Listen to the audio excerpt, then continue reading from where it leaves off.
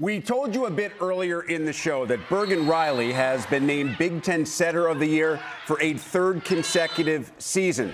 Reilly now adds a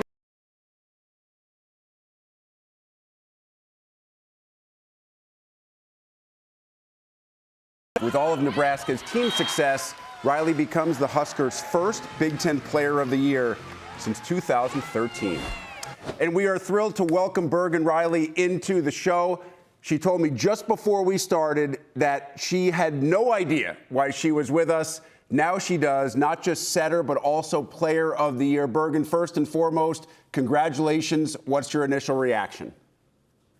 Thank you. It's awesome, and it's just such an honor to be the Big Ten Player of the Year. But we always talk about, like, these awards are really team awards, and especially as a setter, I couldn't have any success without great passers and great hitters around me. So I'm just so thankful that I have such great teammates, such a great support staff, and but yeah, it's so cool, and I'm honored and I'm blessed. After you were named Setter of the Year following last year, your sophomore season, you became the first player in Big Ten history to win Setter of the Year in both her freshman and sophomore seasons. Does this one feel a little different? I know you're just processing it, but to add Player of the Year to the Setter of the Year award? Yeah, I mean, it feels cool. It's a big deal to just be recognized like that. But at the end of the day, we've kind of talked a lot about, like, banner, not a name. And so this is a great award, and it's obviously a cool goal to have. But the bigger goal is in a couple of weeks. So I'm excited to keep working with this team and keep proving ourselves to the rest of the country. You may have just heard me mention it. I was really surprised when I went back and checked after I found out that you were Player of the Year, that Nebraska hadn't had an individual Player of the Year since 2013 because the team has had so much success. Was that surprising to you as well? Yeah, that's definitely surprising. I mean, I think everyone kind of knows Nebraska for having so many great players, but it also just proves kind of how Nebraska plays, and that's very balanced. And it's tough to be this dominant person on Nebraska because we have so many great players. So definitely a little surprising that it's been that long, but I'm happy that I could break that streak. Yeah, to that point, you have a former Big Ten Player of the Year on your roster in Taylor Landfair. She just happened to win it when she was at a different school. I want to talk about the setter's perspective. So you have so many different things going through your mind. An in-system ball, obviously, and an out-system ball, a little bit different. But what are you thinking about? What are you processing as you're making the decision as to where and how to deliver the ball? Yeah, sometimes it's just a feel, but sometimes I kind of know what the defense is doing, what if they're going to step to our middles, I'll kind of go away from that. But just a lot of times it really is just a feel, and feed the hot hand. I always am a big proponent of that. So just it kind of depends on the situation, but I kind of joke with my family. I have the easiest job on the court because I have so many great people around me that there's really no bad decision at any time. Speaking of some of those people around you, the nucleus of this team, players like you, Rebecca Alec, Andy Jackson, Harper Murray, you guys have been through this together for a couple of years. So how much does that chemistry, and I'm not just talking about on the court, I'm talking about the goofy stuff maybe that you guys do off the court and in the locker room, kind of building that team together. How much is that reflected in what we see on the court? It's a huge part of it, especially in volleyball. I feel like it's just such a team sport, and you have to have such great chemistry. And I've had so many people tell me this year, like, it just looks like we're having so much fun out there.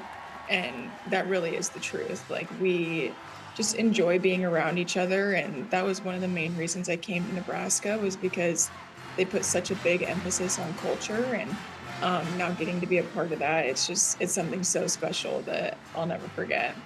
A ton of returning talent, but obviously one very notable new addition this year in your head coach, Danny Busboom Kelly. I spoke with Danny right after she took the job, and she said, listen, I know a lot of people right now at least will expect me to be the next John Cook. That's what happens when you take over for a legend. But she said, I'm going to set out to be one person. I'm going to set out to be me and hope it works with this team. What has it been like for you as a team working with Danny in her first year at Nebraska? It's been so much fun. I mean, she has done exactly what she promised, and she's taking over a tough job to try and fill coach's shoes, but she did it in her own way. And I think that that is overlooked a little bit. Like, that is really hard to do, to try and step in and keep up the legacy, but also do it in your own way. And she's really just embraced that, and just she's herself every single day. And you never catch her trying to be like, oh, we have to be what we were last year because coach was here last year. Like, it's really just embracing what she wants to do and how she wants to run things. And we've had a lot of fun doing it. And she's obviously been to the top of the volleyball mountain as a player, as an assistant, has such great history at Nebraska. She's also coached another team that went unbeaten during the regular season a few years ago at Louisville. What was she telling you guys throughout the course of the year? Because I imagine some pressure, some outside expectations were starting to creep in when you guys weren't just winning, but you were winning 15 consecutive matches in sweep fashion. So what was that conversation like, especially in the middle of that unbelievable run through the Big Ten? She just always kind of reminded us to take everything in and not take it for granted.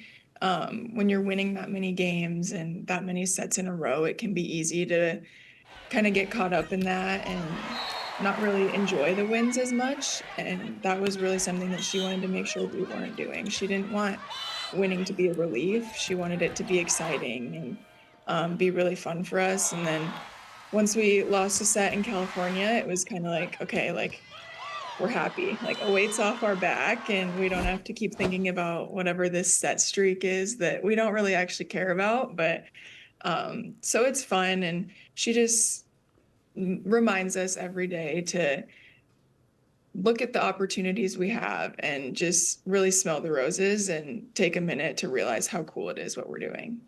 So with that in mind, what's been your favorite moment of the season so far?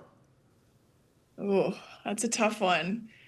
I think one of the first ones that comes to mind is just the first two games playing in PBA and having 15,000 Husker fans watching us, and two great games. That was a really fun weekend and just a great way to start off our season. So I'd say that that's probably one of my main favorites right now, but there's just so many memories with this team, and just getting to come in the gym every single day with our best friends and play some of the best competition in the country in our own gym. It creates a lot of fun smack talk with each other. So that's kind of fun too. Oh, I'm glad you brought up the beginning of the season, because let's finish with what you hope is the storybook end to the season. Everybody outside of Lincoln is already talking about what a big favorite Nebraska is and that this is the year. I'm curious, how much, if any, talk is there among players that the only thing that really, truly finishes this season off the right way is a national championship? Absolutely. We talk about it a lot. I mean, we, especially us juniors and seniors, have been through the last couple years of heartbreak at the end, and we've had great seasons before that, and you always feel good going into the tournament. But we kind of have reminded our team, like, regular season really doesn't matter if you don't finish it off in the postseason. And it's cool what we've done so far, and we don't want to overlook that. But like you said, it doesn't really matter until we get the national championship. So just remembering to take it one game at a time, and not take anything for granted in the tournament, because everyone's playing for their season, and so they're going to give you their best shot. She is now a three-time Big Ten Setter of the Year and the 2025 Big Ten Player of the Year, Nebraska's Bergen Reilly. Bergen, thanks so much for the time. Congratulations and best of luck in the NCAA tournament. Thank you.